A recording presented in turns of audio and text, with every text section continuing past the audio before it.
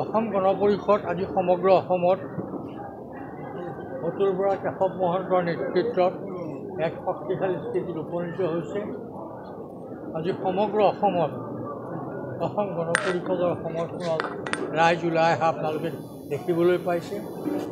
অসম গণ পৰিষদৰ সপক্ষে এটা জাগৰণ হৈছে। আগন্তুক বিধানসভাৰ নিৰ্বাচন ভাৰতীয় জনতা পাৰ্টিৰ আমি মিত্ৰতাৰে খেলিম আৰু মিত্ৰতাৰে আমি নিৰ্বাচন খেলি আমি নিশ্চিত হৈছোঁ ডক্টৰ হিমন্ত বিশ্ব শৰ্মাৰ নেতৃত্ব আকৌ এবাৰ অসমত আমাৰ মিত্ৰজোঁটৰ চৰকাৰ গঠন এই বিষয়ে তেনেকুৱা আলোচনা হোৱা নাই। যেতিয়া মিত্ৰতা আলোচনা হ'ব সবিশেষ আমি আলোচনা কৰিম আৰু বিভিন্ন অঞ্চলৰ ৰাইজে যিবিলাক আশা উত্থাপন কৰিছে সেইবোৰ নিশ্চয় আমি আলোচনাৰ মাধ্যমেৰে সমাধান কৰোঁ।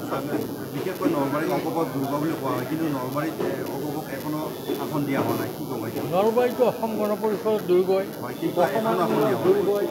অসমৰ সাংস্কৃতিক মূল কেন্দ্ৰ।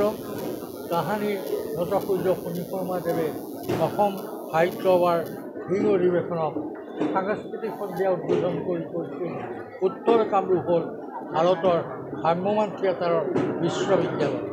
অসমৰ সামাজিক জীৱনত, অসমৰ আৰ্থিক দিশত, অসমৰ সাংস্কৃতিক দিশত, সাহিত্যৰ ক্ষেত্ৰত, জনচেতনাৰ ক্ষেত্ৰত নলবাৰী সদায় অগ্ৰণী ভূমিকা গ্ৰহণ কৰিছে। এসময়ত নলবাৰীৰ গোটেইকেইটা আসন অসম গণ পৰিষদে বিজয়ী হৈছিল।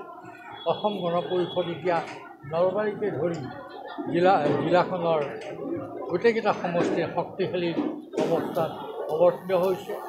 এতেকে সমস্ত বিষয়বিলাক আমি যেতিয়া ভাৰতীয় জনতা পাৰ্টিৰ লগত আসনৰ বুজাবুজি আলোচনাত বহিম তাত আমি উত্থাপন কৰিম আৰু আলোচনাৰ মাজেৰে ৰাইজৰ আশা আকাংক্ষা পূৰণ কৰিবৰ কাৰণে আমি চেষ্টা কৰিম।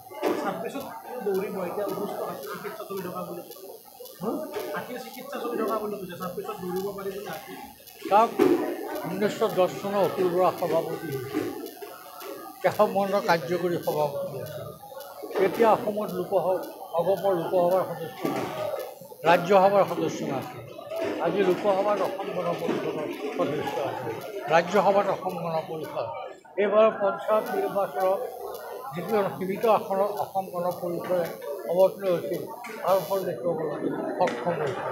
গতিকে অসম গণ পৰিষদ আজি এক শক্তিশালী স্থিতিত আছে আৰু অসম গণ পৰিষদ আগন্তুক দিনত আৰু অধিক শক্তিশালী হৈ উঠিব বুলি মই চাওক, পোনপ্ৰথমে আপোনালোকে আহি আমাৰ সভাখনৰ যিটো প্ৰস্তাৱ বৃদ্ধি কৰিছে বা প্ৰচাৰৰ কাৰণে চিন্তা চৰ্চা কৰিছে তাৰ কাৰণে আপোনালোক সকলোকে মই ধন্যবাদ জনাইছোঁ। আৰু আপুনি মোক যিটো প্ৰশ্ন কৰিছে এইটো প্ৰশ্নৰ উত্তৰ আমাৰ কেন্দ্ৰীয় নেতৃবৃন্দহে দিব পাৰিব। আমাৰ দলৰ সন্মানীয় সভাপতি অতুল বৰাদেৱ, কাৰ্যকৰী সভাপতি কেশৱ মহন্তদেৱ, আমাৰ দলৰ মাৰ্গদৰ্শক তথা আমাৰ দলৰ পিতামহস্বৰূপ আমাৰ ৰাজ্যসভাৰ সাংসদ মাননীয় বীৰেন্দ্ৰ প্ৰসাদ বৈশ্যদেৱ আৰু আন এগৰাকী সাংসদ আপোনালোকে সকলোৱে জানে আমাৰ দলৰ অন্যতম মাৰ্গদৰ্শক ফণীভূষণ চৌধুৰীদেৱ, তেখেতসকল বা কেন্দ্ৰীয় নেতৃবৃন্দহে আপোনাৰ প্ৰশ্নটোৰ উত্তৰ দিব পাৰিব। নলবাৰীৰ ফালৰ পৰা এগৰাকী নলবাৰীৰ বাসিন্দা হিচাপে আপুনি হয়, নলবাৰীৰ বাসিন্দা হিচাপে নলবাৰী এজন যুৱক হিচাপে অসম গণ পৰিষদ দলৰ যিহেতু নলবাৰী জিলাখন দুৰ্গ আৰু এই ক্ষেত্ৰত আমাৰ কেন্দ্ৰীয় নেতৃত্বই বিবেক বিবেচনা আৰু তেখেতসকলে সু পৰামৰ্শ দি দলটোক আগবঢ়াই নিয়াৰ ক্ষেত্ৰত নিশ্চয় চিন্তা চৰ্চা কৰিব।